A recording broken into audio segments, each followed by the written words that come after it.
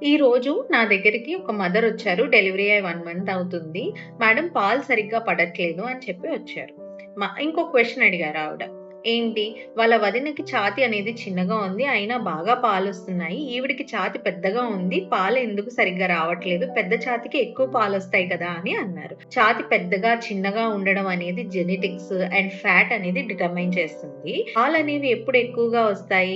Mother పీస్‌ఫుల్‌గా ఉండి rest తీసుకున్నప్పుడు పిల్లలకి పొద్దున్న 2 గంటలకు ఒకసారి పాలివ్వడం, నైట్ ఫీడ్స్ కంపల్సరీ ఇవ్వడం. అట్‌లీస్ట్ 4 అవర్లీ నైట్ ఫీడ్స్ ఇవ్వడం వల్ల అండ్ మదర్ యొక్క న్యూట్రిషన్ బాగా ఉండడం వల్ల అండ్ ఎక్కువ నీళ్లు తాగడం వల్ల పాలనేవి ఎక్కువగా వస్తాయి.